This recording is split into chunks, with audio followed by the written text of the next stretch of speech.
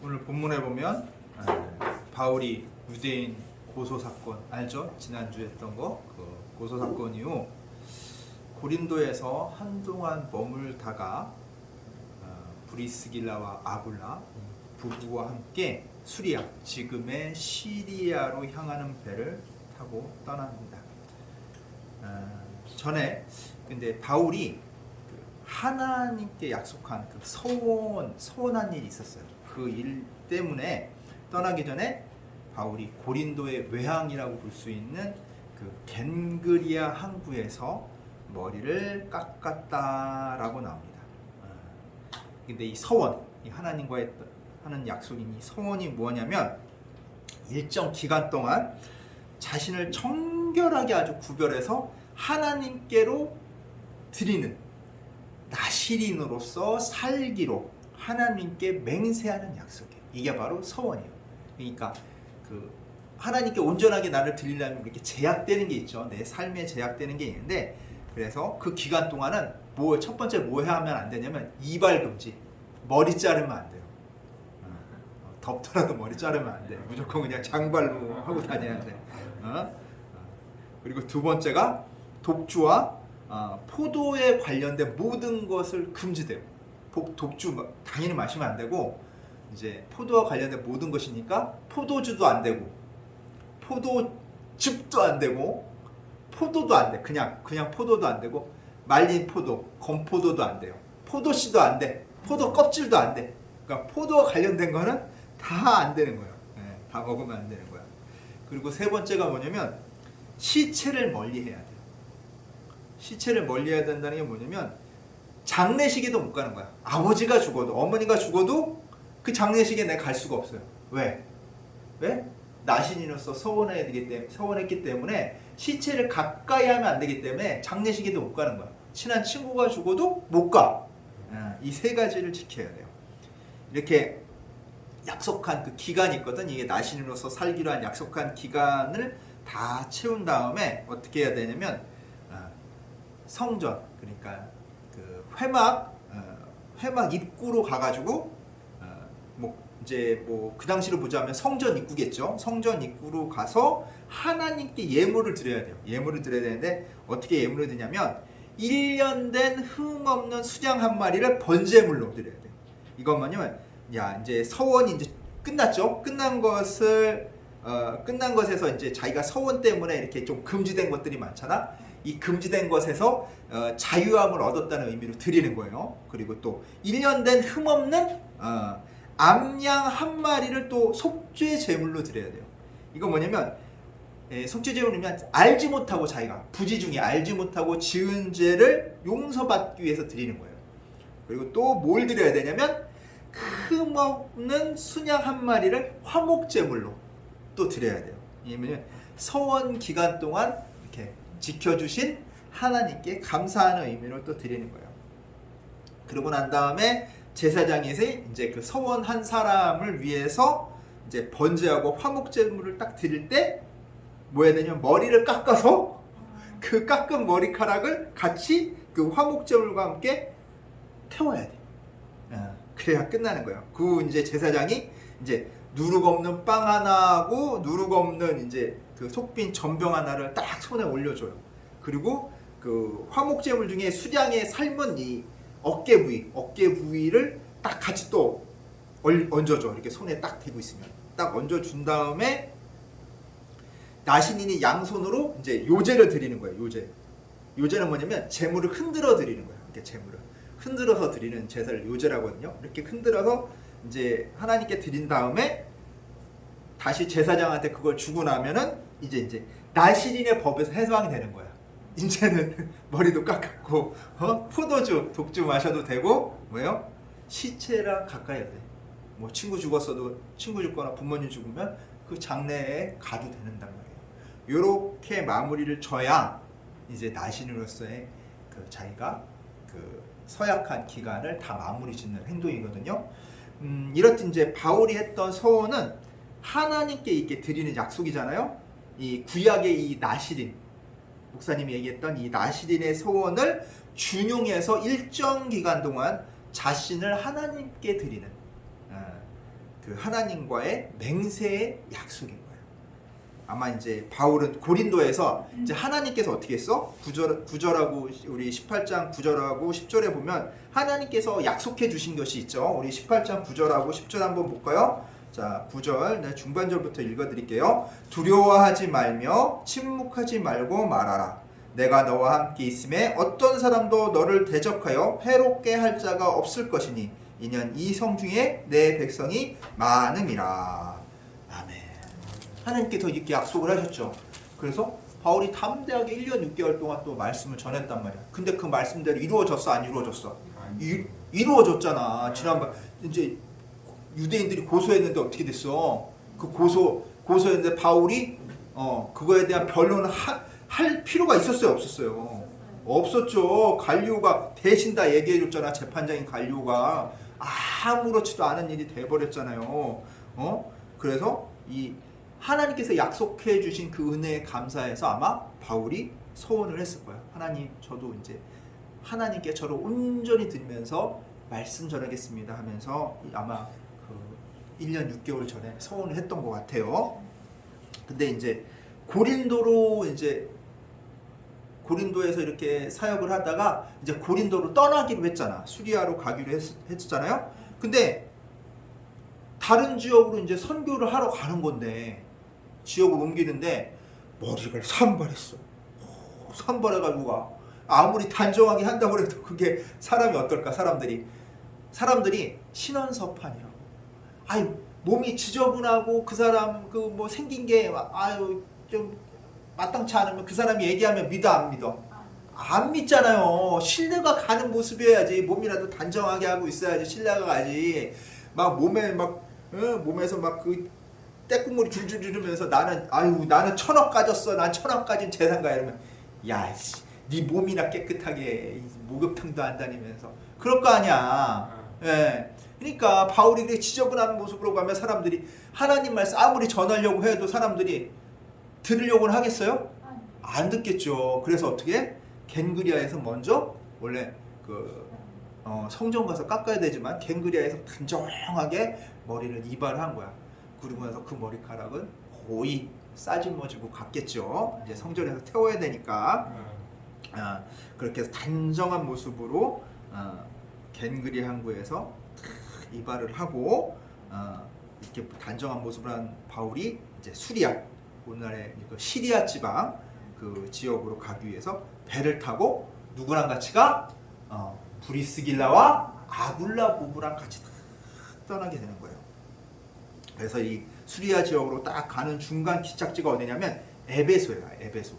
아시아인 에베소에 딱 도착하게 되는데 여기서 바울은 이 브리스길라와 아굴라 부부한테 이곳에 정착하라고 얘기해요. 어디에 정착하라고?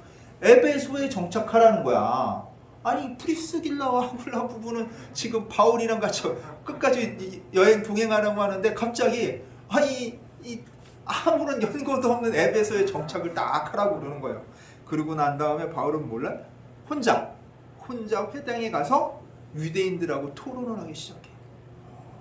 여기서 아마 이제 바울은 에베소에 사는 유대인들은 예수 그리스도의 복음을 어떻게 생각을 할까? 어떻게 받아들일까? 그 반응을 살펴보고자 이렇게 토론을 했던 것 같아요. 그래서 이렇게 토론을 해보니까 아니 다른 곳에서는 이 유대인들이 막 반발하고 야 이런 하면서 이 못된 거 전한다고 그렇게 하면서 막 공격적이었잖아요. 근데 이 에베소에서는 예수 그리스도의 복음에 대한 이 설교를 바울이 하는데 얘기를 하는데 어떻게 반발이 없어. 오히려 깊은 인상을 받았는지 유대인들이 바울에게 부탁을 해요. 우리 20절 한번 같이 읽어보겠습니다. 20절입니다. 여러 사람이 더 오래 있기를 청하되 허락하지 아니하고. 뭐라 그래? 야, 오히려 바울한테 야 에베소에 좀 더 머물러서 우리한테 그 얘기 좀 더 해줘. 그 복음 얘기 좀 더 해줘. 했는데 바울이 어떻게 해요? 야 허락하지 않았대. 아니 나 가야 돼. 왜 가야 돼? 아니 복음 전하러 오는 그 선교하러 왔었는데 가야 된다고 하니까 왜 가야 되는지 우리 한번 가만히 생각해보면 아마 이 서원을 했잖아. 이 서원을 빨리 마무리 져야 되니까 우선 어디 가야 돼? 예루살렘 가야 되겠죠. 그래서 이제 거절을 한 것 같아요. 그리고 21절에 보면은 바울이 얘기해요. 뭐라고 얘기하면 작별하여 이르되 만일 하나님의 뜻이면 너희에게 돌아오리라 하고 배를 타고 에베소를 떠나. 뭐라고요? 야 바울이 야 하나님 뜻이라면 내가 너희들 원하는 대로 여기 다시 어떻게 하겠다고? 돌아오겠다고 얘기하는 거예요. 돌아오겠다는 말을 남기고 배를 타고 에베소를 떠나 가이사랴로 해요. 가이사랴. 자, 그 예루살렘 가까워 있는 항구인 가이사랴로 가버립니다. 네. 그래서 22절에 보면 바울이 가이사랴에 도착하게 되는데 그 도착한 후에 어디로 가냐면 예루살렘으로 가요. 예루살렘으로 가서 그 예루살렘 교회에 가서 선교 보고를 하게 됩니다. 선교 보고를 하게 되고 그때 아마 이제 선교 보고하고 난 다음에 성전에서 서원 기간을 마무리하기 위해서 번제 아까 전에 말한 그 속죄제, 화목제 드리고 요제를 다 늘어서 마무리 지어서 아마 끝낸 것 같아요. 그리고 나서 보면은 어디로 가요? 이방 선교의 전초기지라고 할 수 있는 안디옥으로 돌아가게 됩니다. 안디옥 교회를 딱 가게 돼요. 그래서 23절에 보면 얼마 동안 안디옥에서 머무른 거예요. 안디옥에서 머물다가 갈라디아와 부르기아 땅을 차례로 다니며 모든 제자를 굳건하게 하니라. 뭐예요? 이게 3차 전도여행의 시작인 거예요. 자, 갈라디아와 부르기아 지방 두루 돌며 그 지역에 사는 모든 성도들에게 힘을 북돋아 굳세게 해주었다는 거예요. 이건 뭐냐면 바울이 전에 전도하던 지역이 바로 갈라디아 부르기아 지역이에요. 이게 그 지역의 뭐 대표적인 뭐 도시가 뭐 비시디아, 안디옥, 이고니온, 루스드라, 더베 이 주변 지역에 이제 교회들이 생겨났을 거 아니에요. 전도를 통해 그 교회 성도들이 하나님의 아들이신 예수 그리스도를 더 굳세게 믿고 힘을 내 가지고 알게 모르게 핍박하는 유대인들의 그 핍박을 견뎌내고 그 이방의 그 거짓교 이상한 애들이 와가지고 야 너 잘 생각해봐. 상식적으로 생각하면 예수 그리스도는 어쩌고 저쩌고 하면서 그들을 안 좋은 잘못된 방향으로 거짓 교훈으로 그들을 막 어떻게 해요? 속이려고 하는 그런 것들 있죠. 그런 것들에 흔들리지 않고 더욱 굳건히 서도록 격려하면서 위로를 하는 거야. 야, 내가 가르쳐준 복음 외에는 잘못된 거 많으니까 너희들 조심해야 돼 하고 경고해주면서 잘못된 게 있으면 고쳐주고 바로잡아주고 하면서 격려해주면서 바울이 이 길라디아와 부르기아 그 지역 자신이 전도했던 지역을 다니면서 위로해주고 마음을 굳건히 믿음을 굳건히 해주는 이야기예요. 자, 오늘 본문에서 보면 브리스길라와 아굴라 부부가 누구랑 같이 떠나요? 바울이랑 같이 떠나죠. 아마 이 부부는 이 바울을 의지해서 그 수리아 지역, 지금의 시리아 지역까지 따라가려고 했을 거예요. 그래서 바울과 같이 배를 탔지. 우리 에베소 가서 일 좀 할게 하고 같이 탄 건 아닐 거라고. 그런데 딱 갔는데 어떻게 돼? 바울이 19절에 보면 어떻게 돼요? 에베소에 와서 그들을 거기 머물게 하고.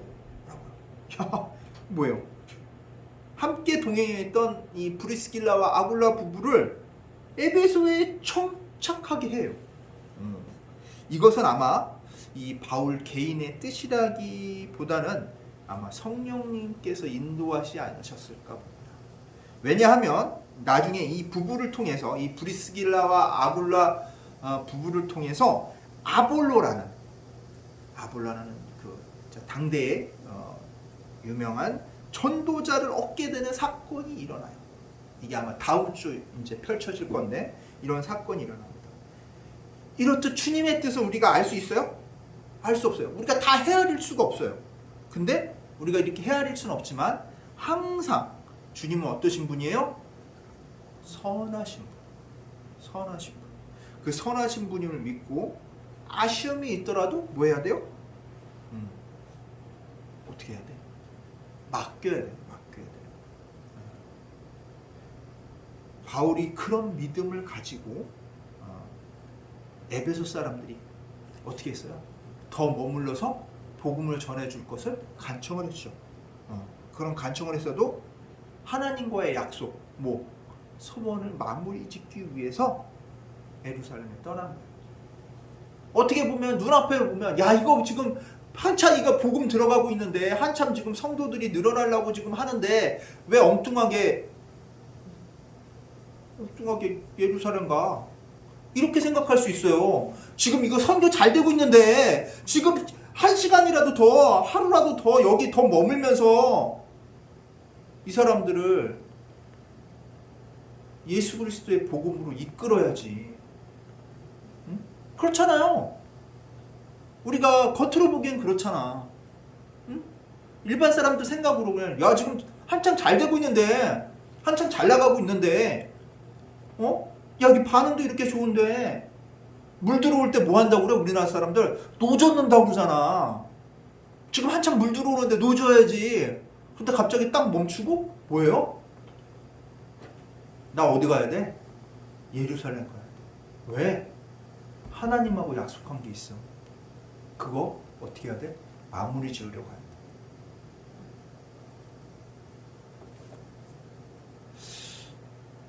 아마 세상 사람이 볼 때는 참 어리석다. 그렇게 생각할 수 있어요. 원래 하나님의 말씀, 예수 그리스도의 도는 세상 사람들이 보기에는 어리석어. 말도 안 돼. 왜 이익이 눈앞에 있는데, 이득이 눈앞에 있는데, 성공이 눈앞에 있는데, 왜 그걸 발로 뻥차고 엉뚱한 짓 해? 이렇게 볼 수 있다. 근데 우리에겐 뭐가 더 중요해? 하나님이 더 중요한 거예요. 하나님을 위해서 우리가 복음을 전하는 거예요. 사람들 많이 불러 모아가지고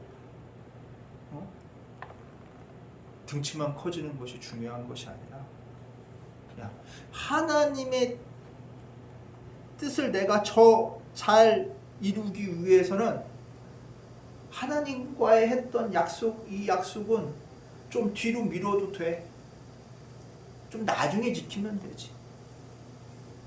그것을 하나님께서 더 원하실 거야. 왜? 하나님의 백성이 많아지는 게 좋으니까. 이렇게 생각할 수도 있잖아. 근데 성경에선 이걸 뭐라고 해요? 뭐라고 그럴까요? 교만이라고 그래요. 예전에 이름도 똑같아. 사울왕이 있었어. 사울왕이 하나님께서 진멸하라고 했는데 진멸하지 않고 거기서 좋은 소하고 양을 데려와가지고 있으니까 사무엘이 딱 와서 야 이게 뭔 소리냐? 이 소와 양 소리는 뭐합니까? 그러니까 뭐라고 그래요? 하나님께서는 재물을 좋아하시기 때문에 이 얘네들을 잡아가지고 뭐 하려고 그랬어? 하나님한테 제사 드리려고 했다는 거예요. 사무엘이 뭐라고 그래요? 순종이. 자, 순종이 제사보다 낫다. 뭐예요? 그게 뭐냐면 내가 하나님이 생각하는 것보다 하나님을 더 잘 알고 더 생각 많이 하기 때문에 하나님께서는 뭐가 더 제사를 더 좋아하실 거라고 여겼다는 거예요. 근데 사무엘은 그게 아니라는 거예요. 그 이면에는 순종하는 것이 하나님께 더 좋아하신다는 거예요. 순종은 뭐냐면 하나님의 권위를 인정하는 거예요. 나보다 하나님이 더 낫다는 것을 인정하는 거예요. 우리가 생각하기에 우리의 지혜로 이렇게 하나님이 말씀하시는 것보다, 하나님하고 약속한 것보다 더 하나님께 더 좋은 방향으로 만들 수 있다라고 생각하는 것이 교만인 거예요. 왜 교만이냐면 내가 하나님보다 더 하나님을 잘 안다고 생각하고 하나님보다 더 잘 생각한다고 생각하는 것이 그 밑에 깔려 있기 때문이에요. 하나님은 어떻게 해요? 우리가 헤아릴 수가 없는 분이에요. 그 생각을 다 헤아릴 수가 없어요. 그래서 딱 볼 때 하나님이 나한테 이렇게라고 하시네? 근데 이거는 요즘 세상에선 맞지 않고 암만 해도 이렇게 하면은 망할 것 같은데. 근데 하나님 뜻대로 하면 어떻게 돼요? 내가 보기엔 망하는 것 같지만 어떻게 돼요? 결과적으로는 어떻게 돼? 흥하게 만들어요. 하나님의 뜻은 우리가 헤아릴 수가 없어요. 근데 중요한 것은 하나님을 믿고 따르는 자는 하나님께서 어떻게 하신다고요? 살리신다는 거예요. 도우신다는 거예요. 믿고 따르는 자는 하나님께서 책임져 주신다는 거예요. 세상 이거 지금 어떻게 해요? 걱정할 필요 없어요. 사실 세상이 걱정이지. 우리 믿는 자는 걱정할 필요가 없어요. 왜? 하나님께서 우리를 보호해 주시고 도와주시기 때문에 상관이 없어요. 다만 하나님을 믿지 않는 자들이 그 고통 속에서 하나님께 온전히 의지하지 않은 자들이 그 고통 속에서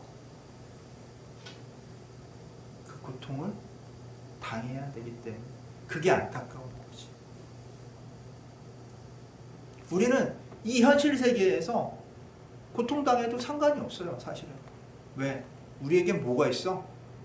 천국 소망이 있기 때문에. 그리고 하나님께서는 믿는 자 한 사람을 위해 그 한 사람을 위해 한 나라를 멸망시키시는 거예요. 예전에 아브라함이 가족들을 이끌고 이집트로 갔어요. 가뭄이 거기 심해지니까 이집트로 내려가서 좀 풀칠 좀 해보자고 갔는데 아내 사라가 너무 예뻐. 이집트 왕이 딱 보니까 너무너무 마음에 드는 거야. 그래서 아브라함한테 얘기했어. 야, 저 처자 누구니? 그러니까 아브라함이 겁이 덜컥 난 거야. 자기 마누라라고 했다가 자기 죽이고 뺏어갈까 봐. 그래서 거짓말해. 제 동생인데요. 그래? 쟤 결혼 안 했지? 내가 쟤랑 결혼해야겠다. 그리고 데려와. 결혼하려고. 근데 그때 하나님께서는 누구를 야단쳐? 이집트 왕을 야단쳐. 이집트 왕이 뭐 잘못했어요? 잘못은 누가 했어? 아브라함이 했잖아. 거짓말하고 속인 건 아브라함이잖아. 근데 왜 벌은 이집트 왕이 받냐고. 웃기죠? 왜 이집트 왕이 봐도 잘못은 누가 했는데 그게 하나님이에요. 세상의 논리가 아니에요. 하나님께서는 믿는 자를 그렇게 살리세요. 믿는 자의 편이에요. 하나님은 공명정대하다. 하나님이 원래 공명정대한 거야. 하나님은 하나님 원칙에 따라 사시는 분이에요. 세상 원칙으로 하나님이 그거에 맞춰 사시는 게 아니라 사람들이 착각하고 있는 거야. 우리 원칙을 가지고 자꾸 하나님을 우리의 자루, 우리의 작대로, 우리의 기준으로 하나님을 맞추다 보니까 하나님은 불공평하지 않냐? 하나님은 왜 그렇게 하시냐? 아니에요. 하나님은 하나님의 원칙대로 공명정대하신 분이에요. 하나님은 하나님의 원칙대로 사시는 분이에요. 왜 우리가 우리 원칙 만들어 놓고 거기에 하나님을 끼워 놓고 하나님이 그 원칙에 안 맞게 산다고?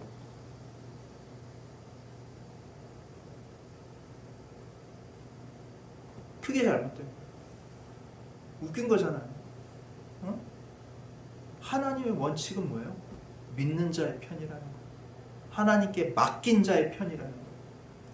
하나님께 믿고 맡긴 자는 하나님께서 어떻게 주신다고? 어떻게 주신다고? 책임져 주시는 거예요. 바울은 그것을 알기 때문에 당장 눈앞에 보이는 선교의 성공에 매달리지를 않았다고. 대신 뭐에 더 힘썼어? 하나님과의 약속에 더 힘쓴 거예요. 그게 우리 믿는 자가 가져야 될 거예요. 하나님과의 약속을 지키려고 노력할 때 하나님께서는 우리에게 뭘 주셔요? 축복을 주시는 거예요. 축복을. 하나님에게 맡겠다고 하면서 지 마음대로 지 맘대로 하는 그건 아니라 하나님한테 맡겨놓고 하나님의 뜻에 따라 살려고 노력할 때 하나님께서는 그 앞에 어려움들을 다 없는 것처럼 해주시고, 간혹 그렇게 맞게 살려고 하다가 인간인지라 삐끗해도 어떻게 돼? 삐끗했다고 야 너 왜 그렇게 살아? 하고 야단치지 않으시고 다시금 그 어려움 속에 그 어려움을 빠지게 오히려 한 사람들을 치셔서 살려주시는 거예요. 그래서 뭐예요? 상한 갈 때 꺾지 않으시고, 상한 갈 때는 아무짝에도 쓸모없는 거거든. 다 꺾어서 버려야 돼. 재활용 쓰레기도 안 돼. 꺼져가는 등불 어떻게 한다고? 끄지 않으시고. 아니 등불 끄져가려고 그러면 어떻게 돼? 끓으면 막 나온단 말이야. 그래서 사람들 어떻게 돼? 그냥 꺼버려. 근데 어떻게 해요? 하나님은 끄지 않으시는 거예요. 세상 논리와 규칙에 연연하지 않으신다는 거예요. 오히려 그렇게 연약하더라도, 그렇게 흔들리더라도 하나님을 믿고 맡긴 자들은 어떻게 돼? 하나님께서 책임지고 데려가시겠다는 거예요. 보호하시겠다는 거예요. 그런 하나님을 믿고 나아가시는 우리 주찬양교회 성도님들 되시기를 간절히 축원합니다. 아멘. 기도하겠습니다. 사랑과 은혜가 가득하신 하나님 아버지, 우리가 하나님과의 약속을 지키려 노력할 때 오늘날 이 바울의 모습처럼 주님께서 언제나 늘 지켜주시고 이끌어 주실 것을 믿습니다.